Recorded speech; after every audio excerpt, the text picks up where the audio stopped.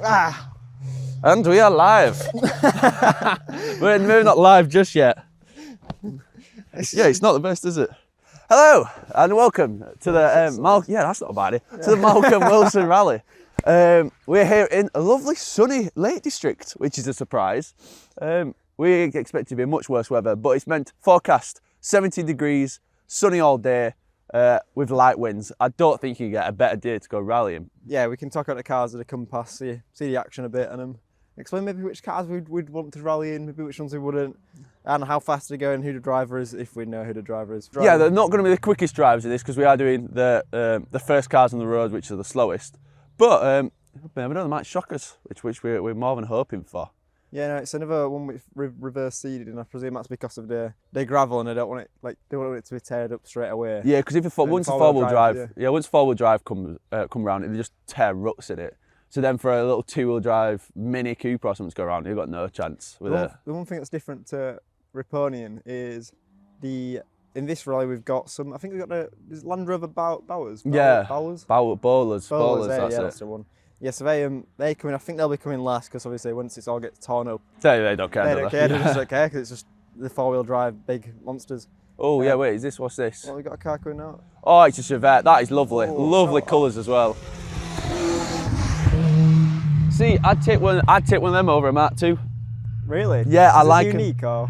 One, yes, there's Mark IIs are like everywhere, but also like they're just small, littler. And I normally see them being like properly thrashed. I know, but you never see like, I mean, I don't know what the used car parts are like, but you don't see many of them on the road, so I assume there's not many. Yeah, left. But probably a bit harder to get parts. Like a second-hand like market to it. Like being Mark II, you can buy a pretty much brand new shell from. I think the company's called Mark II. But do it. I think you should buy a brand new shell. You can't do that for that. But also, I just think they're nice. They do look cool. Look more fun to play with. I think if I was going to have a road car, I'd have one over a Mark II. But if I was to have the rally car, I'd go for it. Mark II. I tell you what, there's one that's called Darth Vader. It's a road car, completely blacked out. I think it's got like 500 horsepower, so it's sequential boxer. Yeah, sequential boxer. It is a piece of kit. Oh, here we go, Fiesta. We just love the little cars. Oh, locking up a bit. Lovely little cars, them. I wouldn't mind rallying first time with them. I don't think I'd mind rallying in anything. No. Since the last podcast we had, Oliver started talking about his rally, but we've gone to a bit of a hiccup here because. Well, I was meant to hire from, it's now unavailable, so I can do it for later on in the year, or I have to find a new car and possibly some sponsors.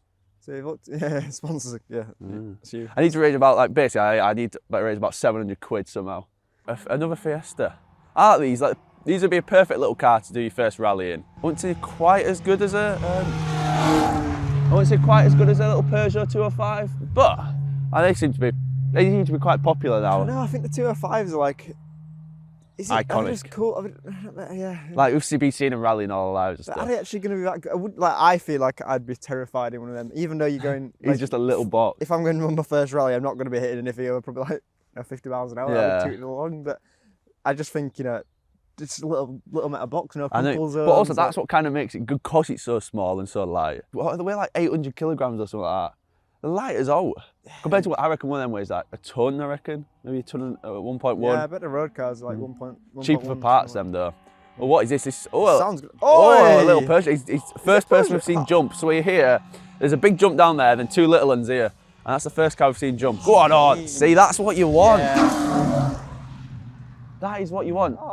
He's giving it some. Yeah, no, I want to rally with them over a Fiesta. They're just right. I don't mean they're tiny, and if you do crash, you obviously got a cage around it, but you won't feel as much confidence in it. You didn't see the jump, but I just did. It was a bit of a sketchy landing, but it was the first one we've seen actually get some beans up there. So hey, good on him. Would you choose that? Would you choose that over a GI? Not GI Yaris, MGZR? For my first car to rally in, yeah, I think I would, but not because it's a better car. I think. Oh, I don't know much about them to be honest, but if I don't know if it's a better car, but it's because when Dad did his rally, when actually he was the driver, he did it at 205. He got the Porsche Boxster. We do, and it sounded nice. It did get some decent airtime as well. Go on, keep going.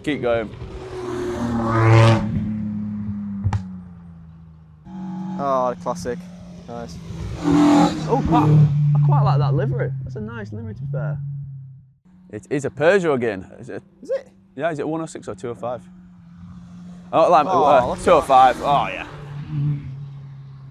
Oh, yeah. They are tiny, aren't they? It's like being in a Nova, like, both really small, really light. I think, so I went in a Nova rally car the other week, and I didn't really fit in it. Knees are at the windscreen, so I'm hoping if I do end up rallying one of them, I can actually fit inside of it. Yeah, no, I imagine they're quite small in there. Yeah, a 6'5" lad isn't really going to fit in a very little car like that. But I don't mind driving like a bit like this. It's not the end of the world. That's what I think. I'd love to like rally in a little Mini Cooper or something. Like I just love to have one, like, you know, the classic Mini Cooper. But I just know, like, I'm gonna have to take out the back seats. Well, yeah. Well, if you make it custom made, you just put the roll cage as far back as possible. Then your weight's right over the back seats. It actually like evens out the weight quite a lot. Yeah. Oh, yeah, getting a bit twitchy over that jump now. Yeah, we'll head down there in a minute. Go on, he's giving it some. Fiesta, go on. You've always said you like them, don't you? Yeah, I absolutely You've always said they'd be a great first car, which I do agree with, but the STs have got a 2-litre engine, so you're in a much bigger class. I know, but for your first rally, who cares where you come in class? Like, you just do it to rally. But like, they're a mint little car, yeah. I mean, I've always said like the MG or them, and I think, to be honest, I loved the MG back to the Colin McRae 04 when I first got into rallying when I was a little kid. Since then, like, them Fiestas, obviously, they've aged with me. Like, they were new when I was a kid.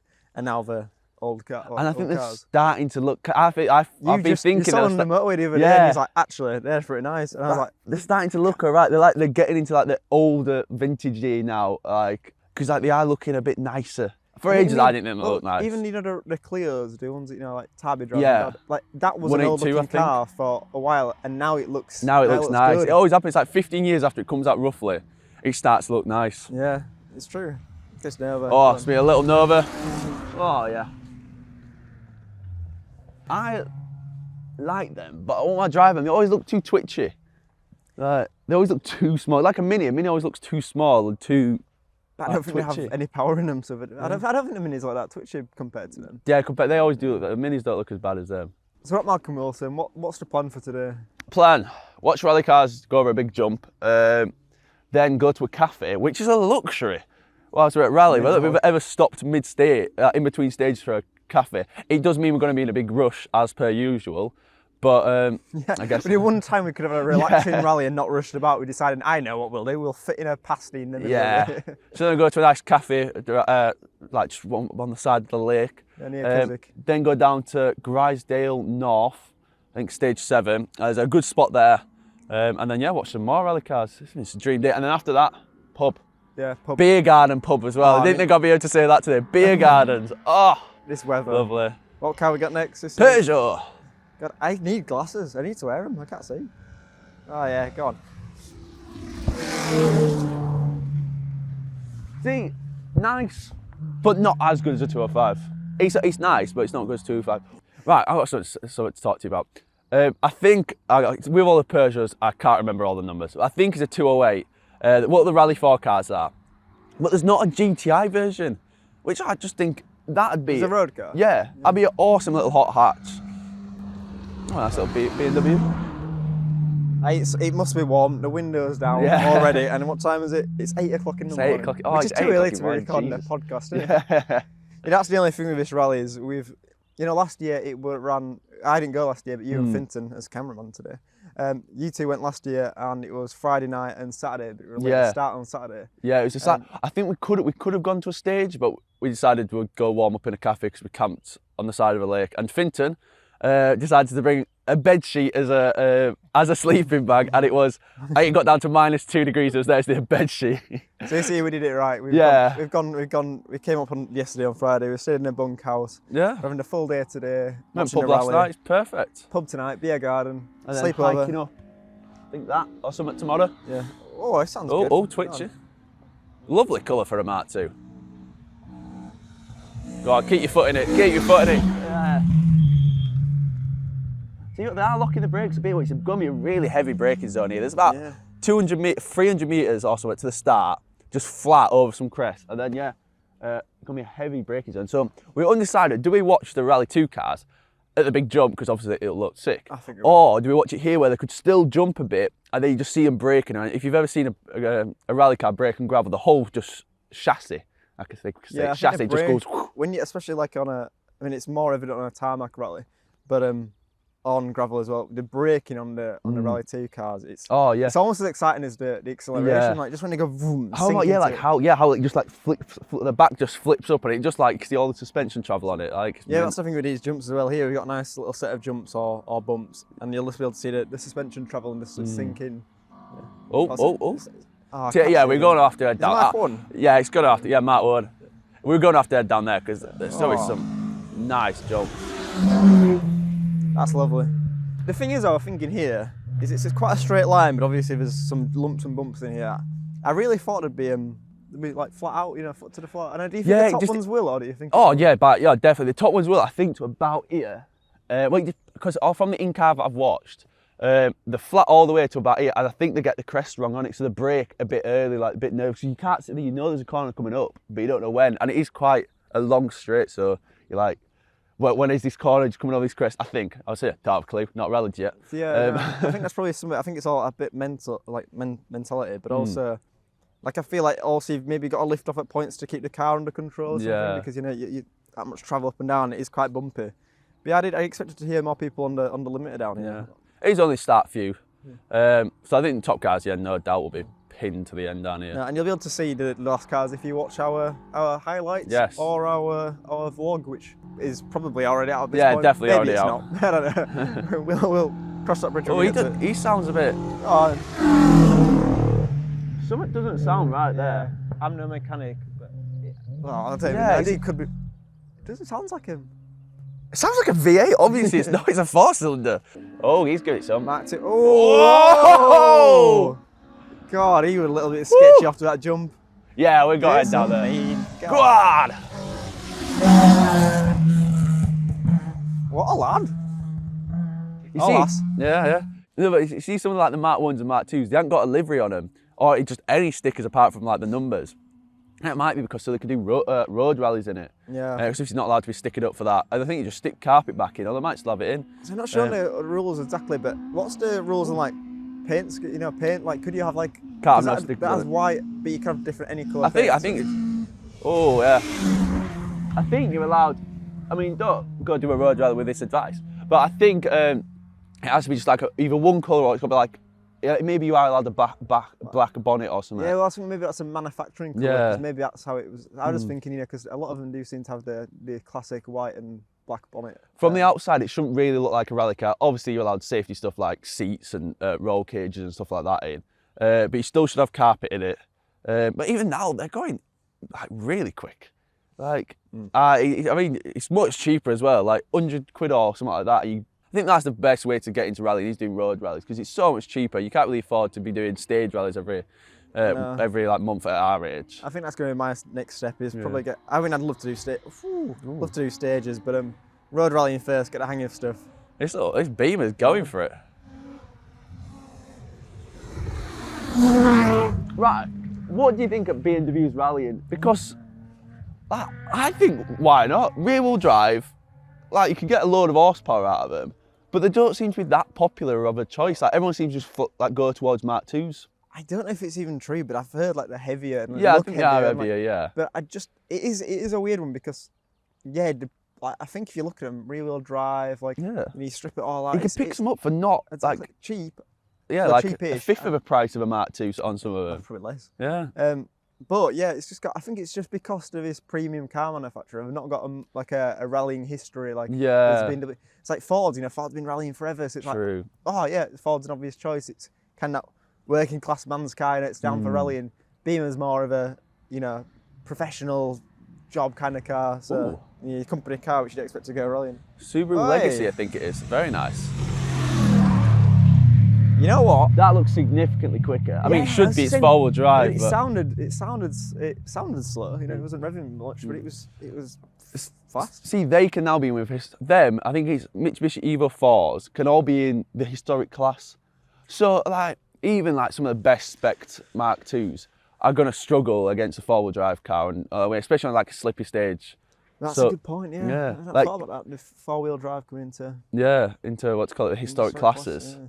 So, like, because I think went to Riponian, and the quickest two cars on seeding were both Mitsubishis, And they didn't look dramatic. They went sideways, just went, duh, and that's kind of, well, that's the point of them, isn't it? You just point and squirt, yeah. Point and squirt. Oh. Actually, point and shoot either, So I've got a topic to talk about. And it is, did the Sébastien Loeb, Sébastien Ogier, did they ruin WRC or make it harder for viewers to watch it because they were winning so many years in a row? Well, because you want 9 years to run Sébastien Loeb would, and then you think, finally someone else is winning now. And then just Sébastien Ogier goes and wins whatever 6 in a row or something like that. It's like Max Verstappen's back to back. Yeah. It's like, so I think it did. I'll wait until this Mark 2 goes past. Oh yeah, very nice. I think it did ruin it for spectators, because if you know who's going to win every single time, then it's bound to be less entertaining. That's what I think. Right now, I have no idea who's going to win the WRC this year. There's not even a clear one. Elvin Evans. Probably, yeah. But he's double always been points before, from everyone but never. Yeah, he's always just come second. Never quite got there. And it's like Thierry Neuville finally winning it last year, after coming second multiple times. Like you also see like drivers. FOMO, like he's performing super well. Like he could win it, yeah. Yeah, it's an exciting year for it, and I think like this is probably the reason I've started watching it more. Yeah, and now it's so different. But I think it generally did kind of ruin it. Oh, these Peugeots. Oh, the dirty sound. Yeah, we're going to have to wait for the podcast for a while. Oh, whoa! Yes! He got some air there. That's looking up. He did get some air there, didn't he? Yeah, they actually are going to fly over. They are so much quicker. No, we'll finish off the Sébastien Loeb. Let's not be too everywhere. I do think they ruined it. Obviously, he's not going to go, oh yeah, I'm not going to win this year, just so I don't ruin it for spectators. But if every rally or every year, you know who's going to win, it's winning over and over and over again, it's bound to make it more boring for the spectators. I don't know the way around, but obviously I think imposing limits or changing regulations to minimise the impact one car has or whatever is not the way to go. And I think it is the best person should win it. And the best person has to win it over and over. I think you just get sometimes just generational talent like them two, and just and when you got the right car, you've got the right car. Right team, right car at the same time. What would you do about that, or what could you do about? You can't do what about it. It's just you can't lose someone for winning. No, I think fair play, well done to him, but I do think it's just you just can't really help it, can you? And he's a bad thing for spectators, but because if people stop watching it, that's obviously less money for the sponsors. So I was thinking this the other day, and I think some people would call this a ridiculous idea. You get the WRC, you get your what is it, super special stage on Sunday, the Wolf Power stage. But instead, what you do is make the last stage into a rallycross stage. Oh, you've said about this, I just think it is so good. Like, obviously, the rest of it, all stages, and then the last day, just for the WRC cars, you put how many cars, it's like max 12 cars or something. Yeah. You put them all on a... Very nice, very nice. Yeah, on a rallycross circuit. Yeah, max 12 cars on a rallycross circuit to finish it off. It would be really good, yeah. It'd be so fun, and then people would watch it because you can record all that on the cameras. It's a circuit. They can record every single corner, and it's like, but they're still fighting for points. For make it long as well. Don't just make it like a normal rallycross. Make it like, I think like 6 laps or so. I don't know because I don't watch rallycross. But make it like a 20-lap race, like an actual long race. I think it would be mega. It would. It just would be so fun. I mean, the one thing I can see the downside is you're more likely to have accidents and crashes and stuff where the cars get written off and then they've got to get to next rally. And there's of course regulations which mean this will never happen. But we're allowed to dream. But it was so good to get people into the sport, and it'd get people into rallycross. WRC, and get people who watch rallycross into and vice versa even. God. You can see difference when someone knows where the corner is, like that Peugeot. He jumped here, no one else has jumped here. Yeah, I think they're all taking it a bit easy just because. But the corner is, I mean, to be fair, if you're giving it some beans, you're going to. I think you just don't know exactly how long after. You need to have like flat until last crest or something. And then just slam on. I think we're gonna call it a wrap, and we're gonna go down to the big jump because that's where it seems to all be happening. Yeah. And if you want to see how the cars looked, go watch as thumbnail. Watch as thumbnail. Well, you'd have to see the thumbnail to watch the video. Watch the highlights, and if you want to see more of us two chatting shit, and it's falling over, drinking, anything else, as well. Beer gardens, pub, sun. You want to see all that? If you want to see the whole weekend and what we get up to when you go watch us vlog, Aye. See you later. We'll leave you See there. you next time. Oh, whoa, a Nissan. Ha ha. Very nice.